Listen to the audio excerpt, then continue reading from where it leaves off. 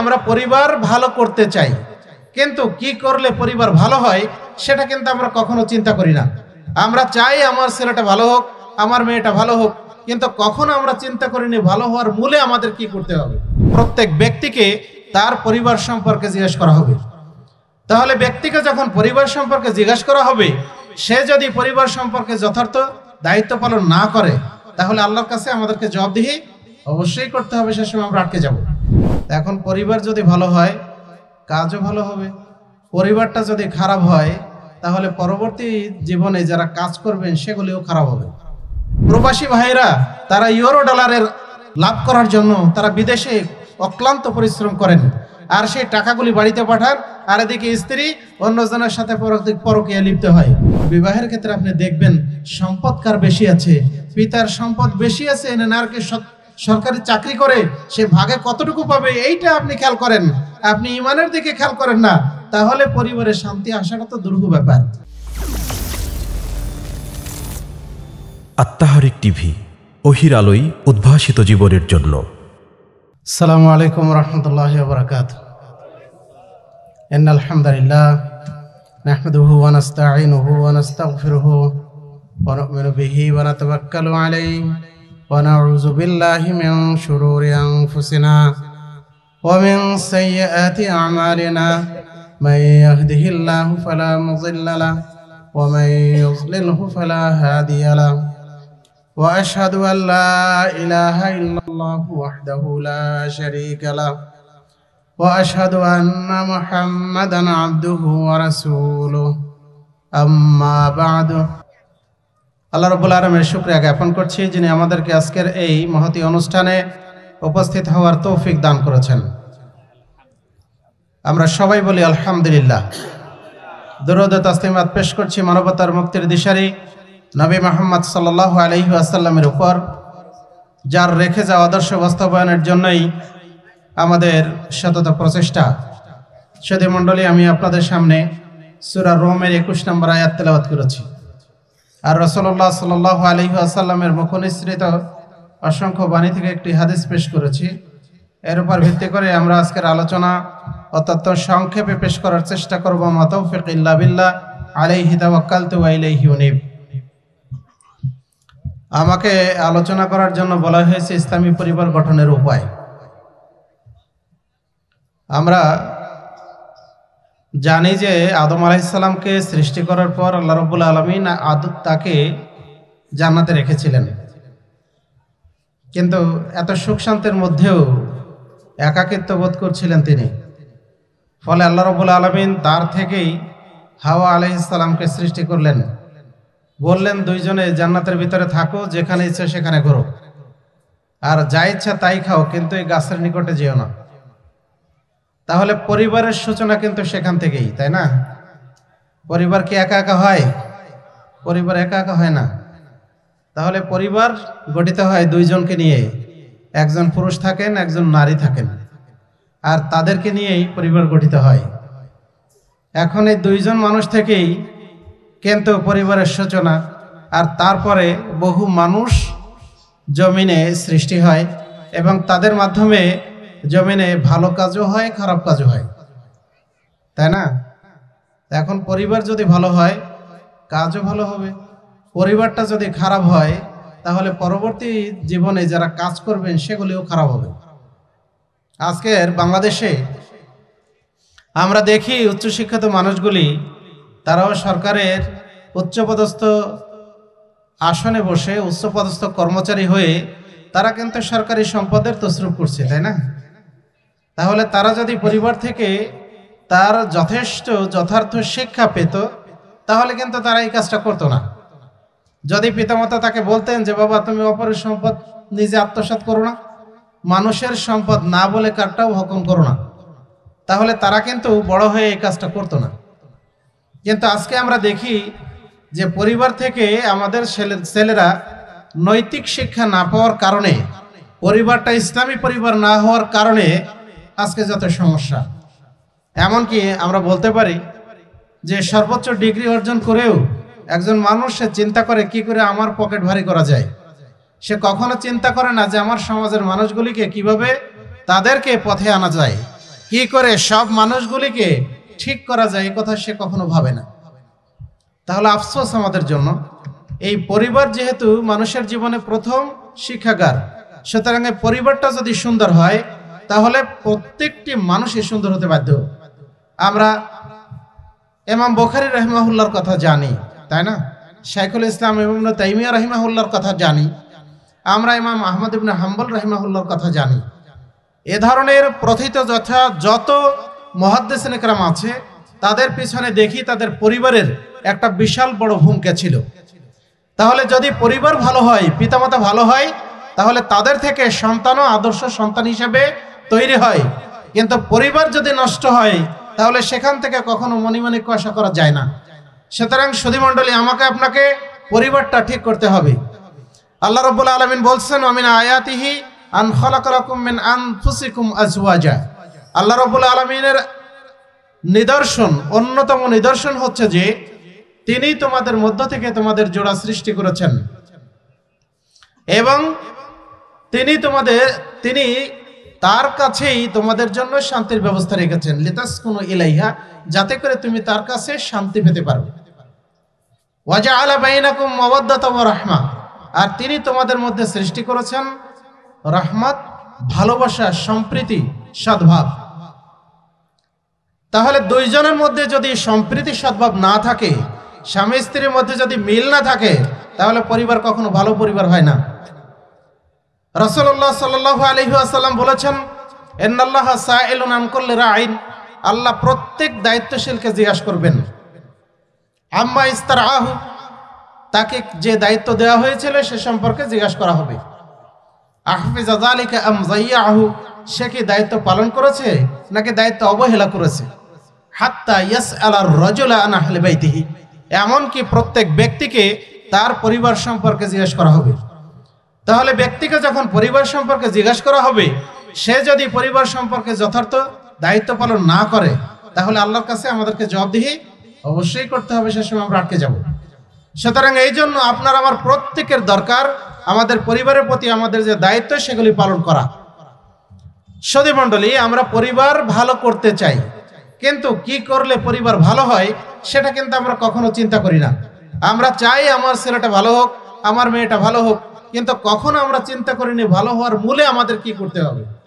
ভালো হওয়ার মূলে আমাকে যেটা করতে হবে সেটা হলো এই, প্রত্যেকটি পুরুষ, প্রত্যেকটি নারী যখন তারা তাদের সঙ্গে নির্বাচন করেন, তখন তার প্রথম যেটা করণীয় সেটা হলো সে যেন ঈমানদার হয়।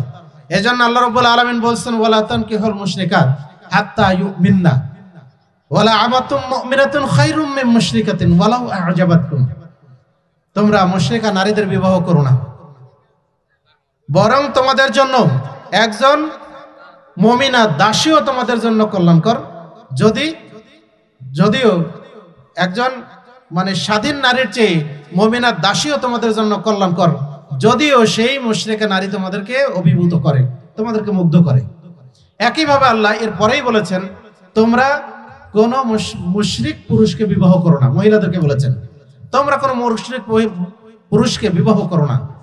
এমনকি তোমাদের জন্য কোন মুমিনা দাস, সে হলো উত্তম মুমিন দাস, তোমাদের জন্য উত্তম একজন মুশরিক পুরুষ থেকে, স্বাধীন মানুষ থেকে, যদিও সে তোমাদেরকে মুগ্ধ করে। তাহলে বোঝা যায় আমাদের বিবাহের ক্ষেত্রে প্রথম যেটা দরকার সেটা হলো আমাদেরকে ইমানদার মহিলা অবশ্যই বিবাহ করা দরকার। যদি ইমানদার মহিলা হয় তাহলে সে আপনাকে সব কাজেই কিন্তু সহযোগিতা করবে, বিশেষ করে পরকালীন কাজে সে আপনাকে সহযোগিতা করবে। রাসূলুল্লাহ সাল্লাল্লাহু আলাইহি ওয়াসাল্লাম বলছেন, ইন্নাদ দুনিয়া কুল্লুহা মাতা' ওয়া খায়রু মাতা'id দুনিয়াল মারআতু সালিহা, এই দুনিয়ার সবকিছুই হচ্ছে ভোগ্য বস্তু, তবে এর মধ্যে সবচেয়ে উত্তম সম্পদ হলো সতী সাধবী মহিলা, সতী সাধবী স্ত্রী। তাহলে আপনার স্ত্রী যদি সতী সাধবী না হয় তাহলে দাম্পত্য জীবনে যে কলহ সৃষ্টি হবে তা আজকে আমরা পত্রিকার পাতায় আমরা দেখতে পাই। বিশেষ করে প্রবাসী ভাইরা, তারা ইউরো ডলারের লাভ করার জন্য তারা বিদেশে অক্লান্ত পরিশ্রম করেন, আর সেই টাকাগুলি বাড়িতে পাঠান, আর এদিকে স্ত্রী অন্যজনের সাথে পরকীয়া লিপ্ত হয়। যদি সে সতী সাধবী নারী হতো তাহলে কখনোই তার দ্বারা এই কাজ সম্ভব ছিল না। সাওবান রাদিয়াল্লাহু আনহু থেকে বর্ণিত, তিনি বলেন, রাসূলুল্লাহ সাল্লাল্লাহু আলাইহি ওয়াসাল্লামকে আমরা জিজ্ঞেস করলাম, যদি আমরা জানতাম যে কোন সম্পদ উত্তম তাহলে সেই সম্পদ আমরা সঞ্চয় করতাম, আমরা সেটাকে আমরা জমা করতাম। রাসূলুল্লাহ সাল্লাল্লাহু আলাইহি ওয়াসাল্লাম বললেন, আফজালুহু লিসানুন যাকিরুন, সেই সম্পদগুলির মধ্যে উত্তম সম্পদ হচ্ছে তোমাদের জিকিরকারী, আল্লাহর স্মরণকারী জিহ্বা। দ্বিতীয় নাম্বার, লিসানুন যাকিরুন ওয়া কলবুন শাকিরুন, কৃতজ্ঞতা স্বীকারকারী অন্তর। আমি আল্লাহর নিয়ামত ভোগ করছি, আল্লাহর কৃতজ্ঞতা আপনাকে আমাকে স্বীকার করতে হবে। এরপরে রাসূল সাল্লাল্লাহু আলাইহি সাল্লাম বললেন, ওয়া যাওজাতুন মুমিনাতুন তুইনু আলা ঈমানিহি, আর হচ্ছে তোমার মুমিনা নারী, মুমিনা স্ত্রী, যে তোমাকে ঈমানের কাজে সহযোগিতা করে। তাহলে বোঝা যায় মুমিনা নারী সবসময় সে ঈমানের কাজে সহযোগিতা করে। যদি কাফের মুশরিকা মুনাফিকা হয় তাহলে সে কখনো ঈমানের কাজে সহযোগিতা করে না, বরং সে স্বামীর টাকা খায় আর নিজে যত অন্যায় অপকর্ম সেগুলি করে বেড়ায়। রাসূলুল্লাহ সাল্লাল্লাহু আলাইহি ওয়াসাল্লাম বললেন, 3 ব্যক্তির সম্পর্কে আমাকে জিজ্ঞেস করো না, মানে তারা জান্নাতি হবে না জাহান্নামী হবে সেই বিষয়ে তোমরা আমাকে জিজ্ঞাসা করো না। তার মধ্যে অন্যতম হলো ওয়ানিসাউন, ওই মহিলা যে তার স্বামী অনুপস্থিতির সুযোগে সে কি করে, সে পর্দাহীন ভাবে চলাফেরা করে, অথচ স্বামী তার যাবতীয় প্রয়োজন সে পূর্ণ করে। আল্লাহ রাসূল সাল্লাল্লাহু আলাইহি সাল্লাম বললেন, ও মহিলার সালাত তার এই মাথার উপর উঠবে না, মানে কবুল হবে না। যতক্ষণ পর্যন্ত সে তার ওই কাজ থেকে ফিরে না আসে ততক্ষণ পর্যন্ত তার ওই সালাত সিয়াম কোনো কিছুই কবুল হবে না। তাহলে সে কি করছে, স্বামী তার সব প্রয়োজন পূর্ণ করছে আর সে ওখানে বসে তার অন্যদের সাথে সে সবকিছু করছে। সুতরাং এগুলি থেকে ফিরে আসা তখনই সম্ভব যদি আমাদের মহিলারা সতী সাধবী হন, যদি আমাদের মহিলারা, আমাদের স্ত্রীরা যদি তারা ইমানদার হন, তাহলে কিন্তু এটা সম্ভব। দেখুন, আমরা ইব্রাহিম আলাইহিস সালামের স্ত্রীর কথা জানি। যখন ইব্রাহিম আলাইহিস সালাম সারাকে নিয়ে তিনি হিজরত করলেন, তখন সে দেশের বাদশা, অত্যাচারী সম্রাট, সে তার একটা নীতি ছিল বা তার একটা মানে স্বভাব ছিল, সে সুন্দরী কোনো মহিলা দেখলেই তার সাথে কুকর্ম করার জন্য সে উঠে পড়ে লাগতো। সে ইব্রাহিমের কাছে তার লোকজনকে পাঠালো যে দেখো তো ও কে। তখন ইব্রাহিম বললেন, এ হচ্ছে আমার বোন। তিনি সারার কাছে এসে বললেন যে দেখো সারা, আমি কিন্তু রাজার লোকদেরকে বলেছি যে সে হচ্ছে আমার দিনী বোন, তুমি কিন্তু আবার অন্য কিছু বলো না, তাহলে আমি রাজার কাছে লজ্জিত হব। কারণ এই দুনিয়াতে তুমি আর আমি ছাড়া আর 2 জন ছাড়া কেউ কিন্তু মুসলিম নাই, সুতরাং তুমি আমার দিনী বোন। এবার সারা আলাইহিস সালামকে ধরে নিয়ে গেল। বাদশা আছে এক রুমে আর সারা আছেন, 2 রাকাত সালাত আদায় করলেন। এরপর আল্লাহর কাছে দোয়া করলেন, আল্লাহুম্মা ইন কুনতা তা'লামু আন্নী আমানতু বিকা ওয়া বিরাসূলিক, হে আল্লাহ তুমি যদি জেনে থাকো আমি তোমার উপর ঈমান এনেছি এবং তোমার রাসূলের উপর ঈমান এনেছি, ওয়ালা তুসাল্লিত আলাইয়াল কাফির ওয়া আহসানতু ফারজি ইল্লা আলা যাওজি, এবং আমি আমার লজ্জাস্থানকে হেফাজত করেছি তবে আমার স্বামী ব্যতীত। আল্লাহ তাহলে ফালা তুসাল্লিত আলাইয়াল কাফির, হে আল্লাহ তাহলে তুমি এই কাফেরকে আমার উপরে ক্ষমতা দিও না। যখন কাফের হাত বাড়িয়েছে তখনই সে পড়ে গিয়ে মৃত্যুর মতো ঘুমাতে শুরু করেছে। 1 বার 2 বার নয়, 3 বার এই প্রচেষ্টা করেছে। সারা দেখলেন যদি এ মারা যায় তাহলে আর লোকেরা বলবে কোন ডাইনিকে ধরে নিয়ে এসে যে আমাদের রাজাকে মেরে ফেলেছে, আল্লাহ তুমি ওকে বাঁচিয়ে দাও। আল্লাহ তাকে জীবিত করে দিলেন। এরপর 3য় বার প্রচেষ্টায় যখন সে ব্যর্থ হলো তখন সে বলল, আরে কোন শয়তানিকে ধরে নিয়ে এসেছো, যাও ওকে ইব্রাহিমের কাছে ফেরত দিয়ে আসো আর হাজেরাকে তাকে উপহার দাও। তাহলে একদিকে বলছে শয়তানি আর একদিকে বলছে হাজেরাকে উপহার দাও। তাহলে সাংঘর্ষিক কথা। এটা তখনই সম্ভব যদি আপনার সতীত্ব ঠিক থাকে, যদি আপনি প্রকৃত মুহসিনা নারী হন, যদি আপনি মুমিনা নারী হন, তাহলে এটা সম্ভব। আপনি ওই রকম একটা নারী বিবাহ করেন, আপনি সম্পদ না থাকলেও সেখানে শান্তি পাবেন। আর আপনার বিবাহের ক্ষেত্রে আপনি দেখবেন সম্পদ কার বেশি আছে, পিতার সম্পদ বেশি আছে না নারকে সরকারি চাকরি করে সে ভাগে কতটুকু পাবে, এইটা আপনি খেয়াল করেন, আপনি ইমানের দিকে খেয়াল করেন না, তাহলে পরিবারে শান্তি আসাটা তো দুরূহ ব্যাপার, তাই না? সুতরাং আপনি ইসলামী পরিবার চান, তাহলে আপনাকে ইসলামী একজন মুসলিম মুমিনা নারীকে বিবাহ করা দরকার। এটা হলো আপনার আমার প্রথম কাজ। যদি আপনি এটা করতে পারি তাহলেই কেবল আমাদের পরিবারটা ইসলামী পরিবার হওয়াটা সম্ভব। সাথী মণ্ডলী, আমাদের পরিবারে যদি আমরা শান্তি সম্প্রীতি বৃদ্ধি করতে চাই তাহলে আমাদের কিছু কাজ আছে। 1 নম্বর কাজ হলো আমরা একে অপরের হকটা এটা আমরা আদায় করতে চাই না। সালমান রাদিয়াল্লাহু আনহুকে আবু দারদা রাদিয়াল্লাহু আনহুর সাথে ভ্রাতৃত্ব বন্ধনে আবদ্ধ করে দিয়েছিলেন। আবু দারদা হচ্ছেন আনসার আর সালমান হচ্ছেন মুহাজির। এবার 2 ভাইয়ের সাথে 2 জনের সাথে ভ্রাতৃত্ব বন্ধনে আবদ্ধ করে দিয়েছেন। সালমান ভাইয়ের অবস্থা জানার জন্য ভাইয়ের বাড়িতে গেছেন, গিয়ে দেখছেন যে উম্মুদ দারদা মানে আবু দারদার স্ত্রী বাড়ির সামনে বসে আছে। সে সময় পর্দার আয়াত নাজিল হয়নি, উস্কো খুস্কো চুল, এলোমেলো কাপড়, বসে আছে ওই অবস্থায়। সালমান জিজ্ঞাসা করছে মাশানুকে ইয়া উম্মুদ দারদা, হে উম্মুদ দারদা তোমার এই অবস্থা কেন? তখন সে বলছে আপনার ভাই আবু দারদার দুনিয়ার কোনো প্রয়োজন নাই, মানে আল আকিলু তাকফিহুল ইশারা, আর বিবেকবানের জন্য ইঙ্গিতে যথেষ্ট। তাহলে উনি বুঝে ফেললেন যে আসলে কি বলতে চাচ্ছেন। এবার আবু দারদা বাড়ি আসলেন, ভাইয়ের জন্য খাবার তৈরি করেছেন। এবার ভাই খাবার সামনে নিয়ে বলছে আবু দারদা তুমিও খাও, কিন্তু আবু দারদা বলছে আমি সায়েম আছি। সালমান রাদিয়াল্লাহু আনহু বললেন তুমি না খাওয়া পর্যন্ত আমি খাবো না। তাহলে নফল সিয়াম ভাঙা যায়, তাই না? নফল সিয়াম এটা ভাঙাটাও একটা সুন্নাত। এবার তিনি খেলেন। রাত্রি যখন হলো তখন ভাইয়ের জন্য সুন্দর বিছনা তৈরি করেছে। সালমানকে বলছে যে আপনি ঘুমান। এবার আবু দারদাকে সালমান বলছে তুমি কি করবে? বলছে যে আমি একটু কিয়ামুল লাইল করি। তখন আবু সালমান বললেন যে না তুমিও ঘুমাও। এবার তাকেও ঘুমাতে বাধ্য করলেন, সবাই ঘুমালেন। রাত্রের শেষ তৃতীয়াংশে সালমান রাদিয়াল্লাহু আনহু তাকে জাগিয়ে দিয়েছেন, ওঠো এখন সালাত আদায় করো। তারা সালাত আদায় করলেন। এরপর বললেন ইন্নালি রাব্বিকা আলাইকা হাক্কুন ওয়ালি জাসাদিকা আলাইকা হাক্কুন ওয়ালি যাওজিকা আলাইকা হাক্কুন ফাতি কুল্লা যী হাক্কিন হাক্কাহু। জেনে রাখো হে আবু দারদা, তোমার জন্য তোমার রবের হক আছে, তোমার প্রতি তোমার শরীরের হক আছে, তোমার প্রতি তোমার স্ত্রীর হক আছে। সুতরাং প্রত্যেকের হক তুমি যথাযথভাবে দিয়ে দাও।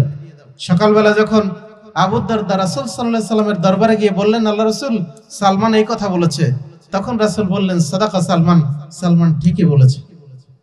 আপনি যখন খাবার টেবিলে বসেন, ডাইনিং টেবিলে বসেন, তখন সুস্বাদু খাবারগুলি আপনার যা প্রিয় আপনি খেতেই থাকেন, শেষ হয়ে যায়।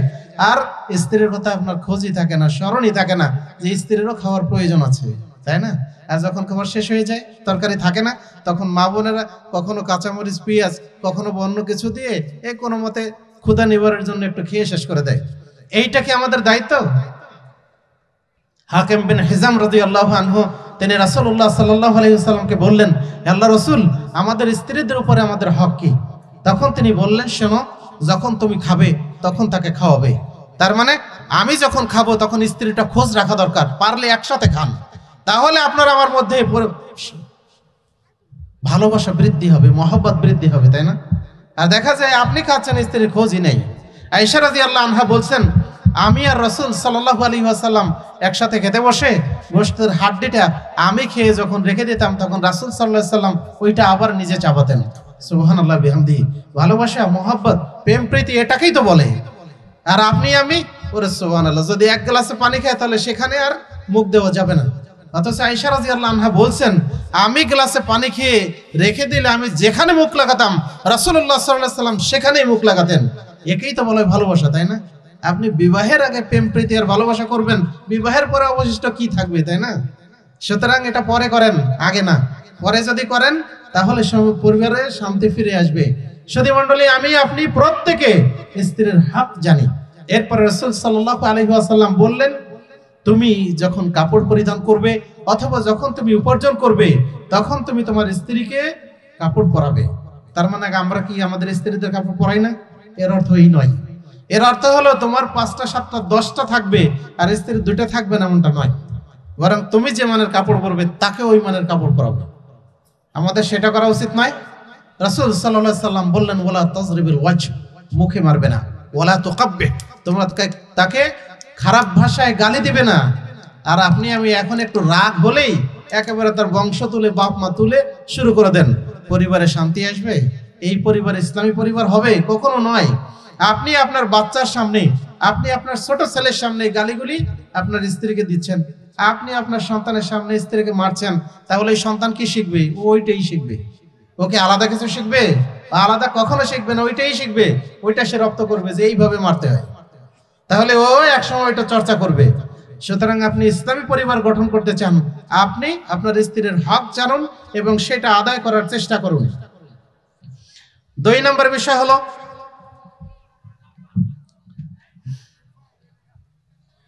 আমরা সূরা আলে ইমরানের 133 নম্বর আয়াত এবং তার পরের 34 নম্বর আয়াত আল্লাহ বলছেন যে মুত্তাকিদের জন্য আমি জান্নাত তৈরি করে রেখেছি।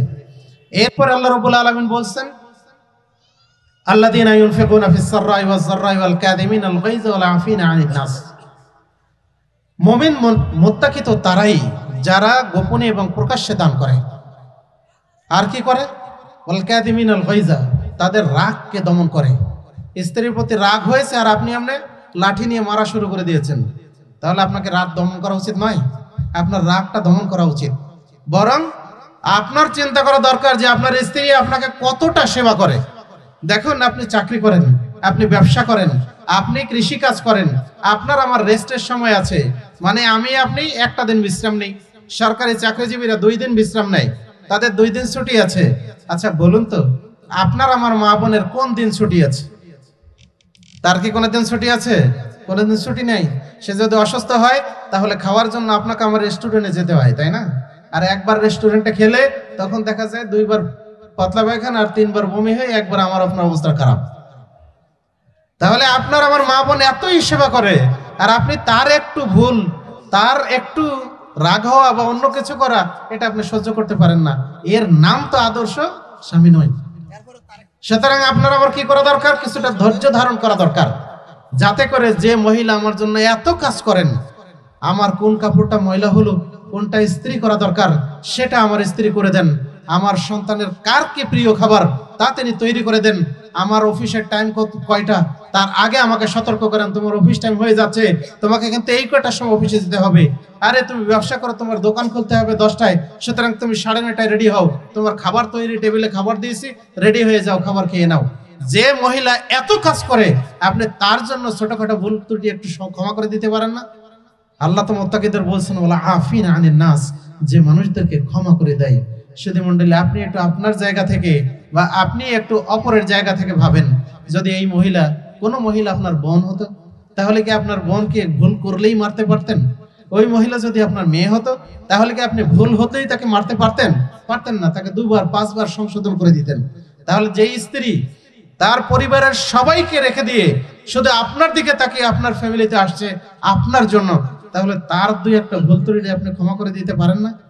আপনি যদি চেষ্টা করেন, তাহলে এভাবেই আমাদের পরিবারে আমরা শান্তি ফিরিয়ে আনতে পারি, আমাদের পরিবারটাকে সুন্দর পরিবার আমরা গড়ে তুলতে পারি। সুধী মণ্ডলী, আরেকটি বিষয় আমি বলবো, সেটা হলো এই যে দেখুন, আমরা সবাই পছন্দ করি যে আমাদের স্ত্রীরা আমাদের জন্য সেজেগুজে সুন্দর হয়ে থাক, এটা আমরা পছন্দ করি, তাই না? কিন্তু আব্দুল্লাহ ইবনে আব্বাস রাদিয়াল্লাহু আনহু তিনি বললেন যে দেখো হে, আমি নিজে পছন্দ করি যে আমি আমার স্ত্রীর জন্য আমি সুসজ্জিত হই, কারণ যেমন আমি পছন্দ করি যে আমার স্ত্রীও আমার কাছে সেজেগুজে থাকুক।